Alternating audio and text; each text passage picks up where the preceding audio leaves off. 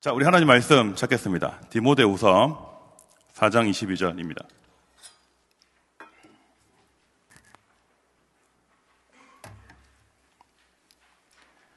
디모데후서 4장 22절 우리 한 절 말씀이거든요. 우리 한 절 말씀을 다 같이 우리 한 목소리로 같이 한번 읽겠습니다.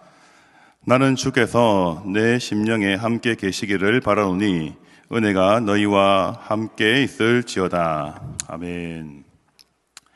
예, 감사합니다. 2025년 마지막 주일입니다. 벌써 한 해가 너무 빨리 지나간 것 같아요. 송구영 신예배를 드린 지가 엊그제 같은데 벌써 이제 12월 마지막 주일이 되었습니다. 정말 시간이 정말 나이가 들면 들수록 죄송합니다 이런 말해서 점점 속도가 빨라지는 것 같아요. 보통 나이분의 1이라 하더라고요. 우리가 느껴지는 시간의 속도가 어릴 때는 시간이 천천히 가는 것처럼 느껴지는데 나이가 들면 들수록 시간의 속도가 좀 빨리 느껴진다고 합니다. 참 시간이 빠른 만큼 내가 그동안 걸어왔던 길들과 내 옆에 있었던 우리 관계들, 우리 형제 자매들, 공동체들 참 많은 소중함을 많이 느끼게 되는 것 같아요. 자, 오늘 저는 지난번 제가 바울의 생애에 대해서 총 7번의 말씀을 전한다고 약속을 했는데 오늘로서 이제 마지막 바울의 생애에 대한 말씀입니다. 자, 오늘 디모데후서 4장 본문을 가지고 은시혜종이라는 이상한 제목으로 하나님 말씀을 좀 나누고 싶습니다. 한자 성어입니다. 사전에 있지는 않고요. 제가 한자를 잘 알아서 하는 쓴 것이 아니라 그냥 한번 지어봤습니다. 붙여봤거든요. 은혜로 시작하여 은혜로 마친다.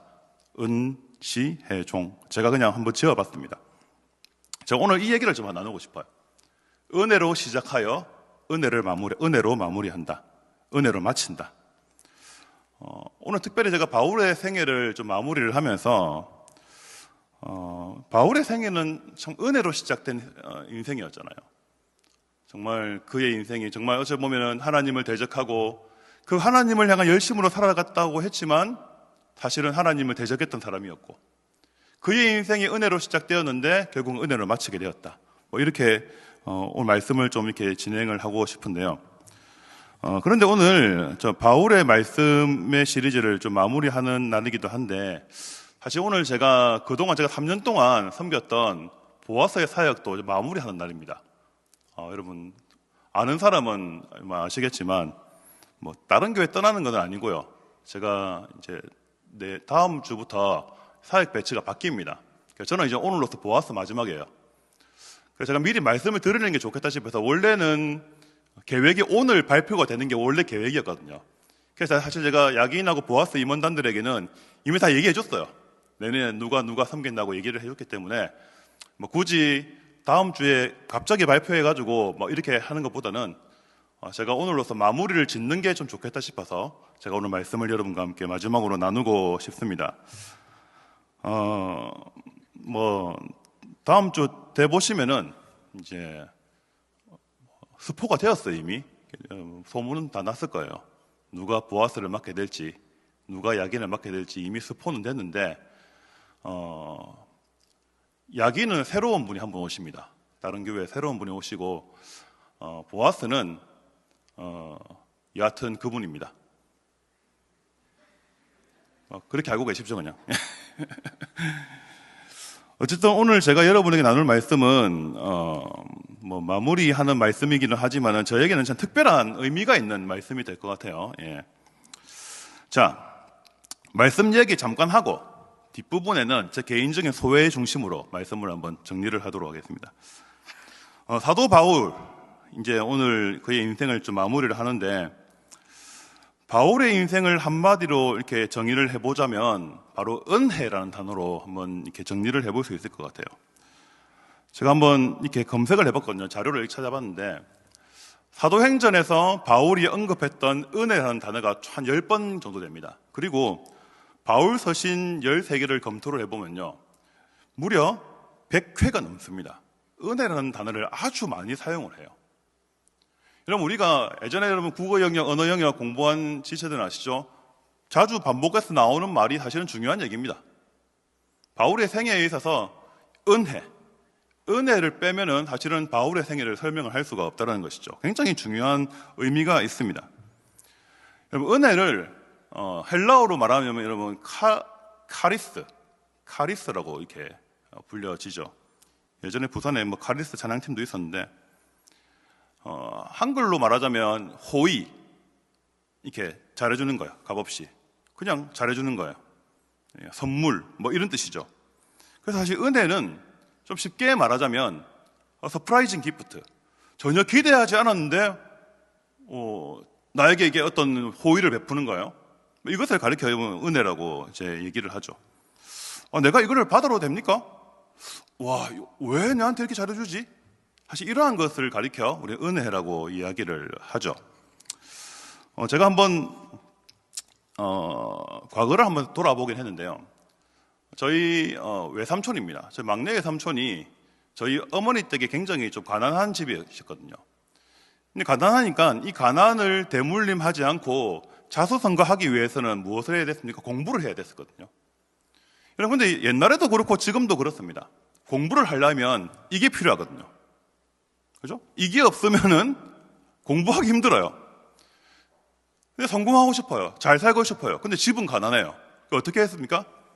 저희 어머니의 증언을 빌리자면 빡빡 깎고 삭발하고 절에 들어갔습니다. 절에 들어가면요, 그냥 살 수 있어요.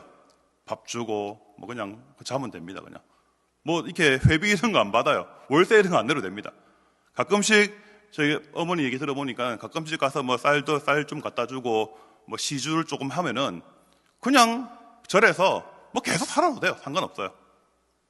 그러한 곳이 사실 절이죠. 그래서 우리나라 사람들에게는 절이라면 굉장히 어떤 고향과 같은 느낌이 있어요. 뭔가 친숙하죠. 뭔가 내 인생의 밑바닥으로 떨어졌을 때 내가 갈 수 있는 마지막 피난처가 바로 절이다. 전통적으로 우리나라에는 이러한 어떤 정서들이 있습니다.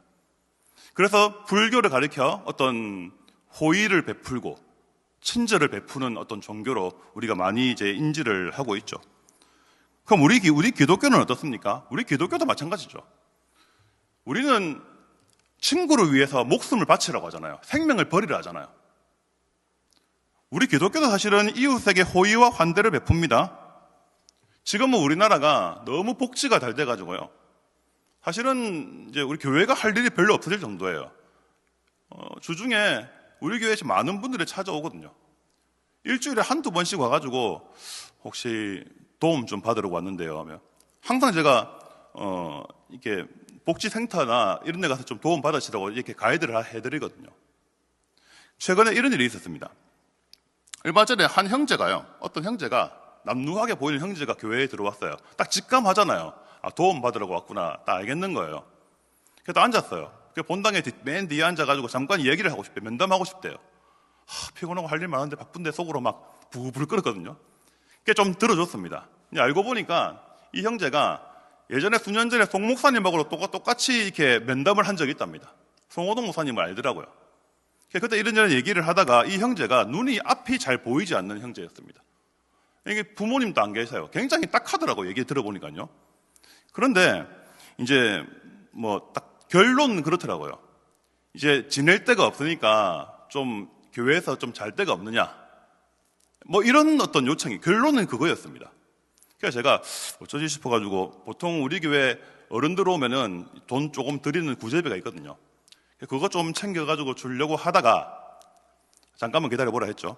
나가서 사무실로 가가지고 구제비 좀 가지고 좀 주려고 했는데 어떤 권사님 한 분이 저하고 어떤 청년 이야기하는 것을 보고 계셨던 거예요. 권사님이 저에게 물으십니다. 저 형제가 어떤 상황이냐, 뭐 어렵냐. 제가 얘기를 했죠. 그러니까 그 권사님이 5만 원짜리 지폐를 한 대 저에게 주시는 거예요. 목사님 그냥 저 형제에게 그냥 주라고 했습니다. 그래서 제가 갔죠. 또 형제한테 가지고 우리 형제님 제가 드리는 게 아니고 어느 권사님이 형제님 이렇게 좀 며칠 이렇게 찜질방에서 주무시고 이렇게 식사로 해라고 주셨습니다. 안 받아요. 목사님 절대 못 받습니다. 그냥 받으시면 됩니다. 그냥 이거는 그냥 교회에서 드리는 겁니다. 그냥 어느 권사님이 드리는 겁니다. 드렸어요. 속으로 야, 한 명 건졌다, 한 명 살렸다, 이런 좀 마음이 기쁘더라고요. 내심. 그래서 제가 주일날 꼭 봅시다. 주일날 와서 같이 예배드리고 같이 우리가 또 이렇게 신앙생활 합시다 해서 뭔가 마음이 뿌듯하더라고요. 지금으로부터 한 석 달 전의 얘기인데 아직까지 교회 한 번도 안 왔습니다. 어떤 마음이 들었냐면은 하루 이틀 일 아닌데 좀 마음이 좀 솔직히 좀 안 좋았거든요. 그런데 제가 이런 마음이 들었어요. 그냥 섬겼으면 거기에서 끝난 거예요. 그냥 예수님이 잠시 교회에 한번 방문했다고 생각을 하니까 뭐 그 형제는 그 5만 원 받아가지고 뭐 무슨 짓을 했을지 모르겠지만은 뭐 어떻게 찜질방 가서 했겠죠. 여하튼 우리 기독교도 사실은 이웃에게 상당한 호의와 어떤 친절, 은혜를 베푸는 종교라고 할 수가 있습니다. 자, 어찌되었든 다시 말씀으로 돌아가 보면요. 이제 사도 바울은 이제 로마 디모데후서의 이 정황이 사도 바울은 이제 두 번째 로마 감옥에 투옥이 돼서 이 자신의 인생이 이제 여기서 이제 마감될 것이다 이렇게 생각을 했던 것 같아요. 희한하게도 그런 게 있습니다. 하나님의 사람들은 자기의 인생의 어떤 때를 잘 알아요. 내 인생이 여기서 이제 끝나겠구나, 마감되겠구나라는 것을 직감했던 것 같습니다. 그럼 바울은 가족이 없었어요. 독신이었습니다. 성경에 아무리 찾아봐도 바울의 어떤 부모, 가족, 형제에 대한 이야기가 전혀 나오지 않습니다. 바울의 마지막에는 사실은 몇 명 있지 않았어요. 나중에 이제 디모데후서 4장 그 뒷부분에 보시면은 그 동역자들이 쭉 나오거든요. 몇 명 남지 않았습니다. 그렇다면 사도 바울에게 있어서 진짜 자기가 자신의 자식처럼 생각했던, 정말 아들처럼 생각했던 한 사람이 있었는데 바로 디모데였습니다. 이 당시에 디모데는 에베소 교회의 감독이었습니다. 그 당시에 그럼 에베소 교회 감독은요, 지금으로 말하자면 뭐 서울의 충영교회, 사랑의 교회급입니다. 상당한 이제 위치가 된 거예요. 사도 바울이 수십 년 동안 30년 넘도록 선교를 하면서 교회를 막 세웠잖아요. 특별히 이 에베소 교회가 굉장히 큰 교회가 되었습니다. 엄청난 세력을 형성을 하면서 그쪽에 그 주변에 영적인 어떤 센터가 되었거든요. 에베소의 감독 이 디모데가 바로 바울에게 있어서 진짜 영적인 아들이었다는 거예요. 여러분 어떻습니까? 우리가 이 땅에서의 삶을 이제 마감할 것이다라고 생각을 하면은 어떤 마음이 들어요? 좀 서운한 마음이 듭니다. 그죠? 시한부 선고를 받았다고 좀 가정을 한번 해보세요. 여러분 우리 일교구 어른들 가운데 그런 분들 몇 분 계시거든요. 정말 제가 몇 주 전에 한번 어떤 분을 이렇게 신방을 갔는데 이제 암 진단을 받으신 거예요. 그것도 이제 약간 말기 암 쪽입니다. 너무 힘들어 하세요. 그 어른의 따님이 지금 사교구 집사님이시거든요. 그분도 막 우시는 거예요. 우리 인생의 시한부 선고를 받았습니다. 정말 상상도 하기 싫죠. 얼마나 마음이 서운하고 힘이 들겠습니까? 만일 여러분에게 이 시한부에 대한 선고가 떨어졌으면 여러분 남은 여러분의 인생을 어떻게 살고 싶어요? 여러분 어딘가에 정들었다가 떠날 때의 그런 아쉬운 마음들이 좀 있습니다. 그죠? 제 얘기를 하게 돼서 좀 죄송한데 제가 2016년부터 19년까지 남아공에서 공부를 했잖아요. 3년 3개월 딱 공부를 하고 이제 공부를 이제 마무리를 했습니다. 석사만 마치고 왔어요. 파이낸셜 컨디션 때문에. 그래서 제가 지금 정확하게 날짜를 기억합니다. 제 생일이었습니다. 2019년 11월 26일 제 생일인데 그때 티켓팅을 했습니다. 이제 귀국 티켓팅을 했어요. 돈이 없어가지고 그것도 막 6개월치 막 그 할부 끊어가지고 4인 가족 티켓팅을 이제 케이프타운에서 부산까지의 티켓팅을 딱 했거든요. 한 10월 초쯤에 했습니다. 그런데 여러분 어떤 마음이 드는지 압니까? 그때부터 티켓팅을 한 그때부터 이제 한 2달도 안 남았잖아요. 귀국 날까지. 하루하루가 너무 아쉬운 거예요. 하루하루가 너무 아쉬웠어요. 이 예쁜 집을 떠나야 되다니. 이런 거 아시죠? 뭐 지금은 저희도 사택에 그래도 꽤 넓은 집에 삽니다. 베어드간 4층 꽤 넓잖아요. 근데 여러분 아시다시피 외국에서의 어떤 집은 우리나라보다 좀 넓어요. 그리고 뭐 아무리 안 좋은 집에 살아도 뭐 정원도 있고, 뭐 우리처럼 아파트보다는 주택이 많으니까요.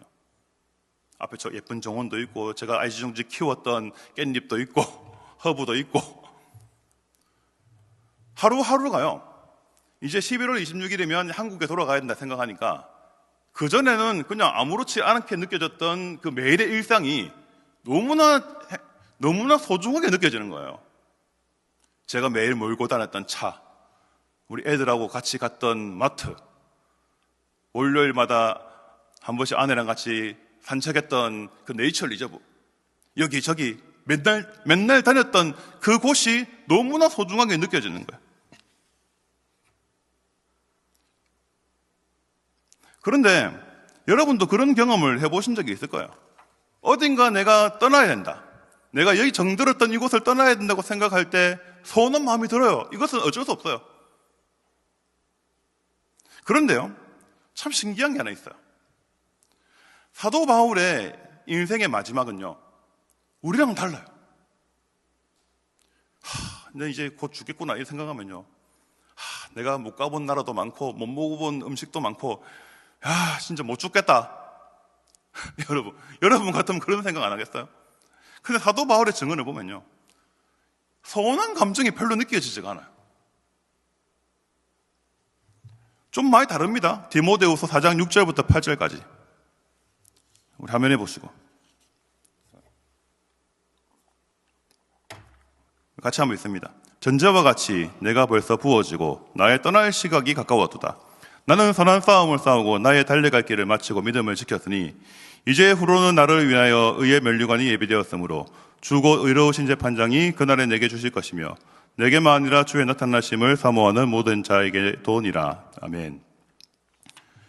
전제와 같이 내가 벌써 부어지고 나의 떠날 시각이 가까웠다.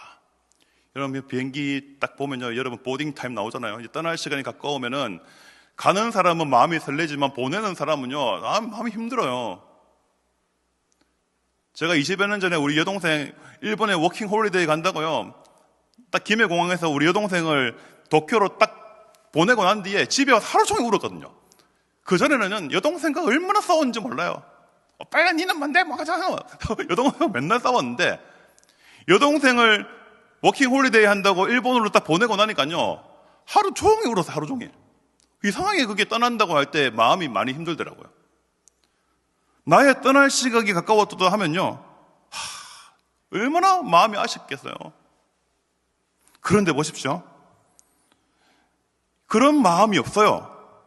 전혀 바울에게서 그러한 서운한 감정, 아쉬운 마음을 전혀 느낄 수가 없습니다. 자, 저는 최근에 여러분 또 보시는 분이 있는지 모르겠는데 극한 84 아시죠? 극한 84 하고 뛰어야 산다, 이거 제가 잘 챙겨보거든요. 강 목사님이 마라톤 합니까? 꼭 그건 아닙니다.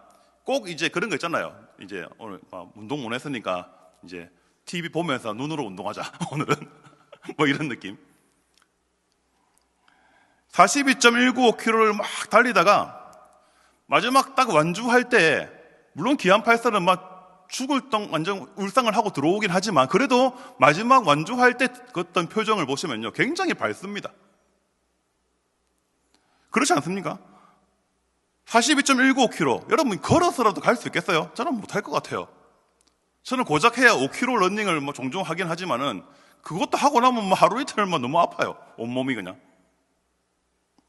그런데 42.195km 고통스럽게 달리다가 마지막 완주할 때 보면요, 완주의 기쁨이 있죠. 와, 진짜 이제 나의 한계를 극복했구나, 이 홀가분한 마음, 이런 마음들. 7절을요, 제가 영어 성경을 보니까요, I have fought the good fight, I have finished the race, I have kept the faith. 다 현재 완료입니다. 현재 완료, 그죠? 완료 시제입니다. 헬라어 원문을 받아요. 완료 시제예요. 과거로부터 지금까지 바울은 이 땅에서 자신이 해야 할 모든 미션을 다 완수를 한 그 기쁨을 지금 누리고 있다는 거예요. 다르죠? 떠날 시각이 가까우면 서운할 텐데, 바울은 내게 주어진 모든 미션을 내가 다 완수하고 완주의 기쁨을 지금 누리고 있습니다. 8절을 보시면요, 나는 이제 내게 주신 미션을 다 완수했기 때문에, 나는 나의 마라톤의 레이스를 다 완주했기 때문에 이제 내 앞에는 의의 면류관이 준비되어 있다라고 확신을 하고 있습니다. 마라톤 3위 안에 들어오면은 단상에 딱 오르잖아요. 가끔씩 우리가 올림픽에 보면은 마라톤 3위 금은동을 받고 단상에 올라가는 그 마라토너의 얼굴을 한번 보세요. 세상을 다 가진 얼굴이에요. 세상에서 볼 수 없는 그 기쁨, 그 황홀함, 그러한 어떤 희열이 있죠. 바울이 마지막으로 자신의 영적인 아들인 디모데를 향하여서 이러한 자랑을 하는 이유가 있습니다. 바울은 좀처럼 자기 자랑 안 하거든요. 그런데 이런 느낌이에요. 디모데야, 나 이제 천국 가면은 내 이제 상 받는다. 어떻게 보면 좀 유치찬란한 이야기처럼 보이는데, 여러분 어떻습니까? 제가 여러분도 한 번씩 극한 발사나 뛰어야 한다 레이스를 딱 보고 있으면요, 마지막에 이게 완주의 기쁨을 누리며 막 들어오잖아요. 그때 여러분 어떤 마음 들어요? 아, 나도 저기 한번 뛰어보면 좋겠다. 한 번쯤은 그런 생각 들거든요.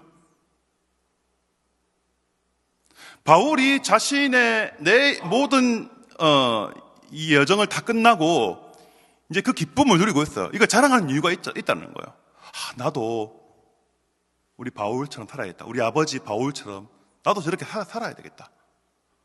디모데는 분명히 그러한 생각을 했을 겁니다. 그리고 바울은 마지막으로 자신의 동역자와 자신을 배반했던 사람을 얘기를 해주고요. 디모데야, 나를 끝까지 챙겼던 이 동역자를 너는 잊지 말아라. 이 사람들을 너희가 잘 챙겨야 된다. 그리고 나를 배반했던 사람을 경계해라. 이렇게 마지막으로 당부를 하죠. 그리고 마지막으로 축복의 메시지를 전합니다. 디모데후서 4장 22절 말씀. 나는 주께서 내 심령에 함께 계시기를 바라노니 은혜가 너희와 함께 있을지어다. 이 말로 이 땅에서의 바울의 모든 메시지는 끝이 납니다. 종료가 됩니다. 디모데야, 나는 이제 떠나지만, 나는 이제 이 땅에서의 모든 미션을 종료하고 나는 이제 떠나지만, 네가 주목해야 할 사람은 내가 아니라 바로 주님이시다. 네 안에 살아계신 예수님을 너는 바라봐야 된다. 여러분, 그 당시에 여러분 어떤 사도 바울은 사실은 거의 이런 말은 좀 웃기지만 약간 교황급의 영적인 지도자였습니다. 그냥 교회 전체의 영적인 아버지와 같은 존재였어요. 거의 사도 베드로와 필적할 만한 수준이었거든요. 베드로는 유대인의 사도였다면 바울은 이방인의 사도였잖아요. 유대인을 제외한 모든 이방인들은 전부 다 사도 바울을 다 존경을 했습니다. 그 영적인 어떻게 보면 버팀목이 있죠. 기둥이죠. 기둥이 이제 곧 나는 이제 떠난다 하니까 얼마나 불안했겠습니까? 디모데야, 네가 바라봐야 될 분은 내가 아니라 네 안에 계신 예수님이다. 네 안에 계신 주님이다. 지금 그 얘기로 마지막을 마무리를 하고 있다는 거예요. 그리고 은혜가 너희와 항상 함께 있을지어다. 디모데의 에베소 교회 감독 디모데와 에베소 교회, 그리고 이 모든 이방인 교회를 은혜에 부탁을 하죠. 한번 돌아봅시다. 바울은 제가 아까 서두에 말씀드린 것처럼 다메섹 도상에서 그의 인생이 완전히 변화되어 버렸죠. 부활하신 예수님을 목격하고 13번째 사도가 됩니다. 은혜로 시작된 바울의 생애였죠. 그런데 은혜로 시작된 이 바울의 생애가 우리의 눈으로 봤을 때는 아주 차가운 로마 감옥에서 마무리가 됩니다. 바울도 전생에 의하면 순교를 했다고 하죠. 그런데 바울의 겉사람은 차가운 로마 감옥에 있었죠. 그런데 참 놀라운 것은 바울의 속사람, 그의 영혼은 이미 하나님 나라에 가 있었습니다.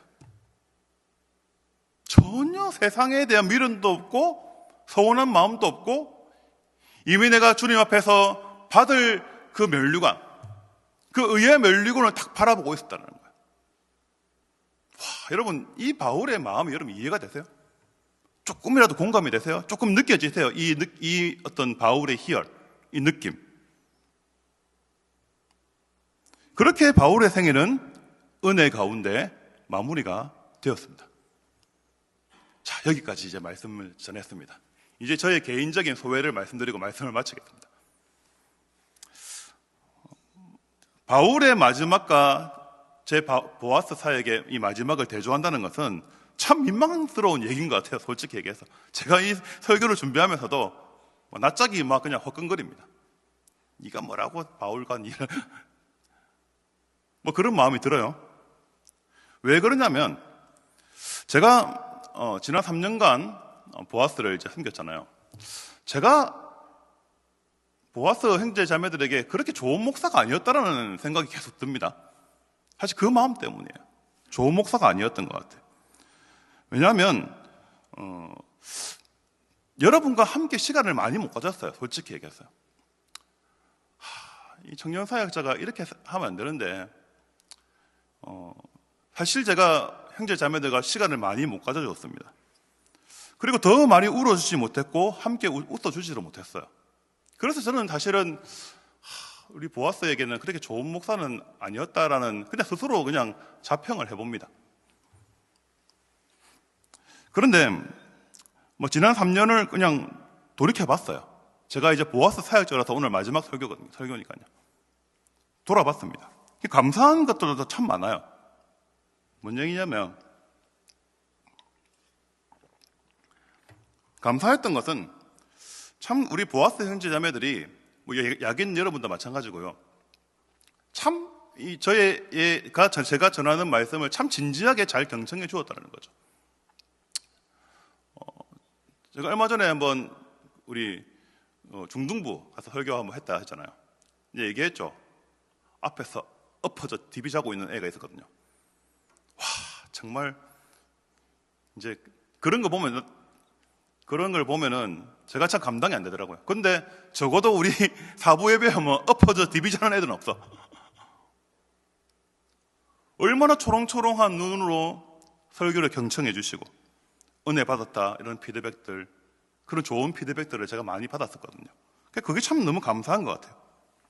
그리고 제가 뭐 올해는 그걸 잘 못했지만은 그전에는 같이 큐티 나눔도 하고 뭐 온라인으로 큐티 나눔도 하고 뭐 말씀 통독도 같이 하고 뭐 이러한 것들, 어떻게 하면 말씀을 더 사랑할 수 있을지 같이 고민하고 챌린지하고 도전했던 이러한 것들이 참 좋은 기억으로 남아 있습니다.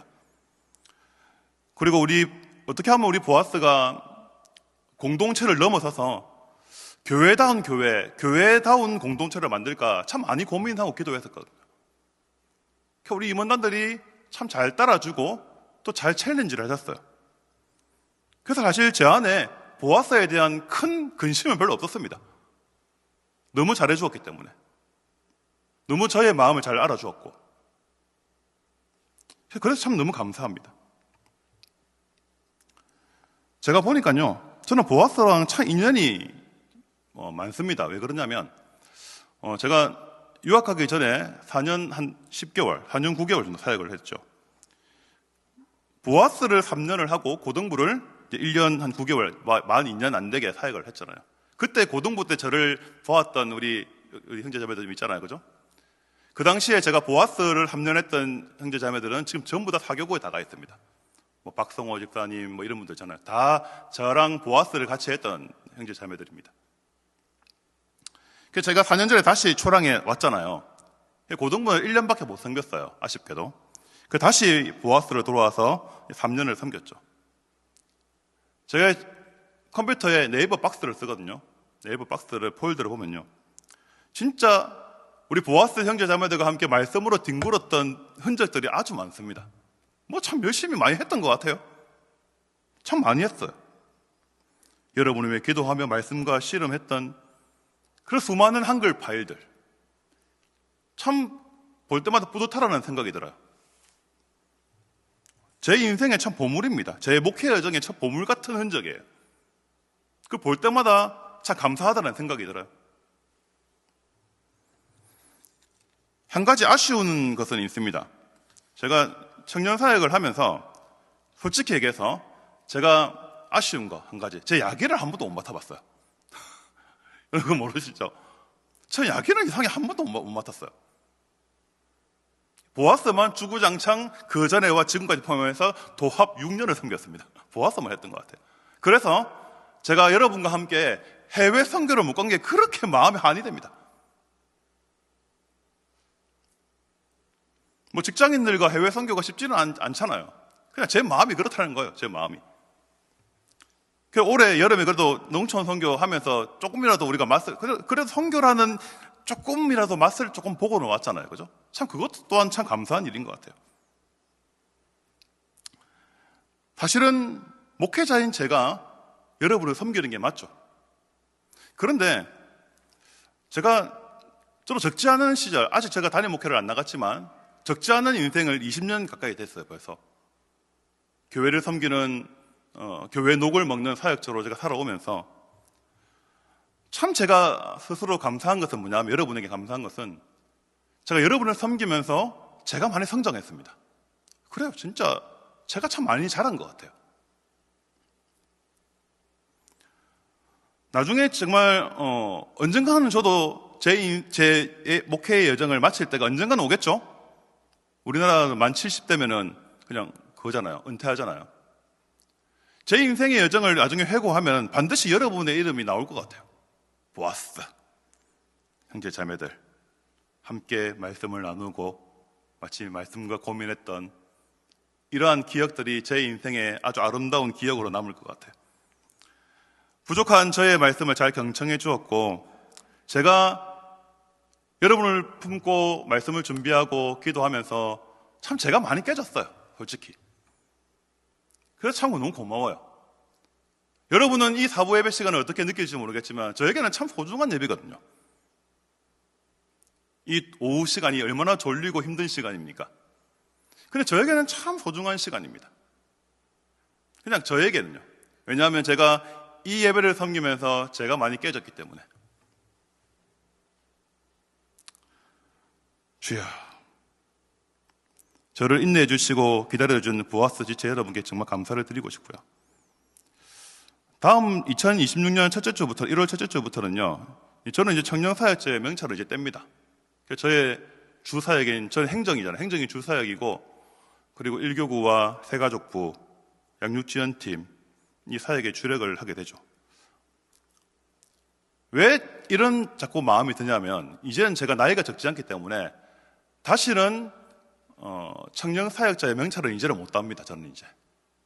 왜냐하면 저는 저의 다음 스텝은 이제 단임 목회거든요. 이제 쉽지 않을 것 같아요. 그래서 그것이 저에게는 참 적지 않은 어떤 서운함으로 다가오는 건 사실입니다. 앞으로 청년들 앞에 말씀으로 설 수 있을 기회가 과연 올까? 이런 생각도 들어요. 솔직한 마음으로. 그래서 제가 이제 다음 주부터는 야긴과 보아서 이제 밖에서 여러분을 응원하고 여러분을 위해서 기도하게 되겠죠.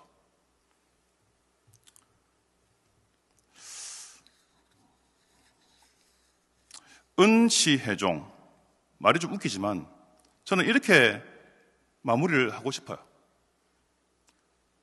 은혜로 시작한 저의 사역은 이제 은혜로 잘 마무리를 합니다. 제가 여러분 덕분에 제가 많이 자랐어요. 정말로요. 작년인가 재작년인가 그때 송 목사님하고 그때 한참 할 때도 막 같이 회개하고 울고 불고 뭐 그런 기억들.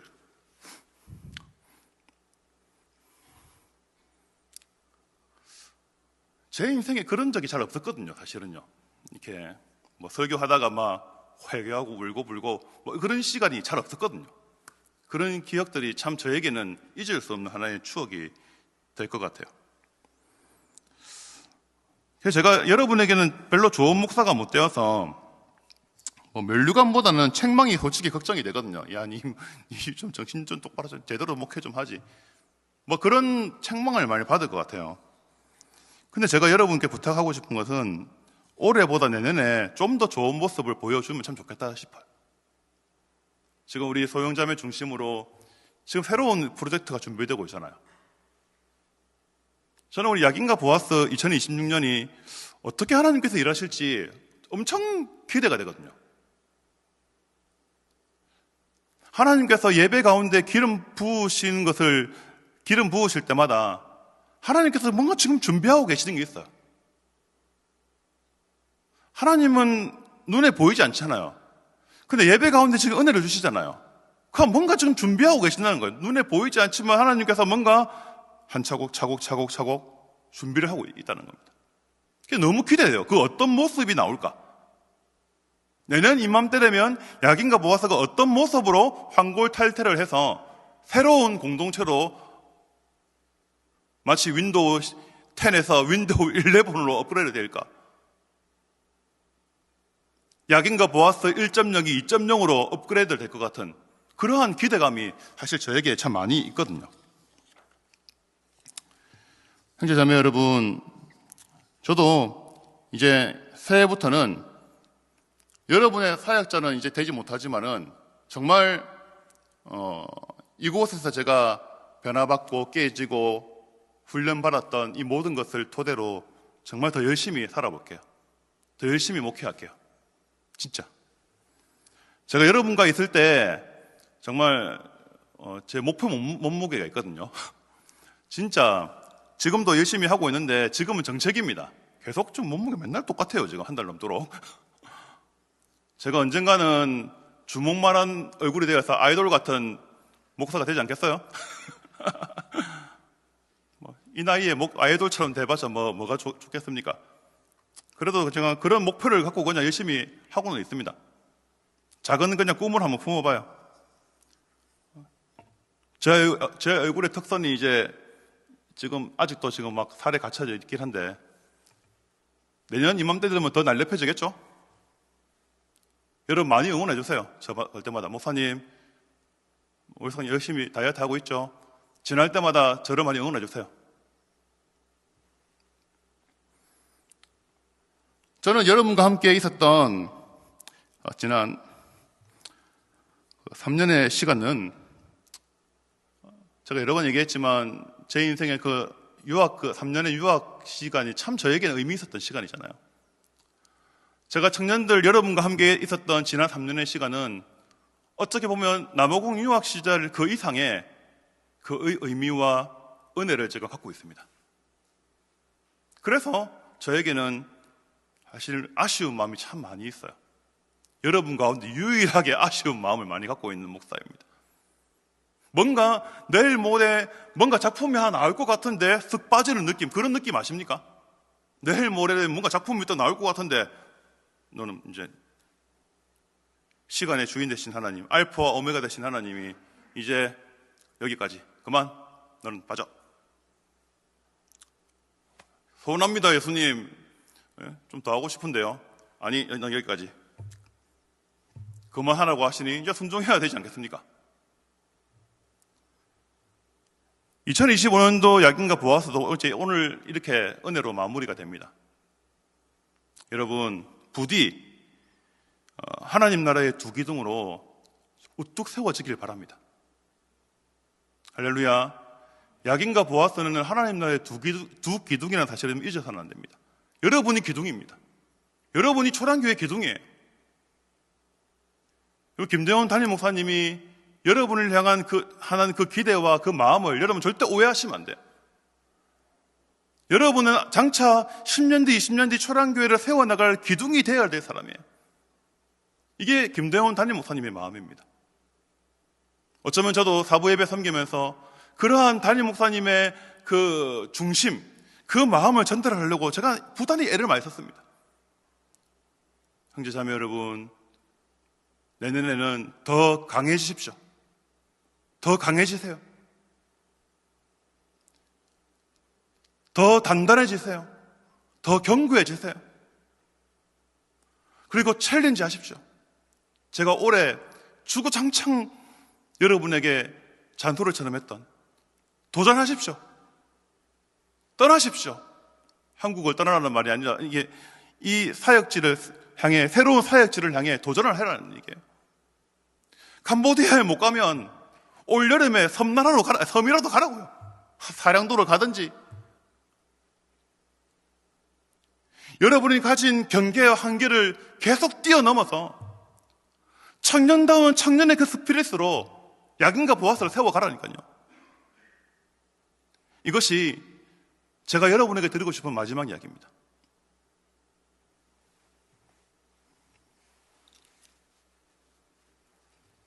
목사님 사부 예배 계속 하잖아요. 당분간은 이것도 스포긴 한데 우리 목사님들이 사부 예배 들어올 겁니다. 우리 다른 목사 같이 들어와서 저도 여러분과 말씀을 이렇게 이제는 담당 교역자가 아닌 그냥 외부 강사 느낌으로 말씀을 전하긴 할 거예요. 형제 자매 여러분, 절대 나약해지지 마시고 안 된다고 쉽이 포기하지 마시고, 여러분들은 생각보다 강합니다. 여러분은 생각보다 잘할 수 있어요. 여러분은 어떤 일인지 해낼 수 있습니다. 야긴과 보아스 두 기둥이 하나로 연합하면은 못할 일이 없습니다. 여러분 부디 강건하시고 견고하시고 하나님의 은혜가 여러분 가운데 함께 하시기를 주님의 이름으로 축복합니다. 할렐루야.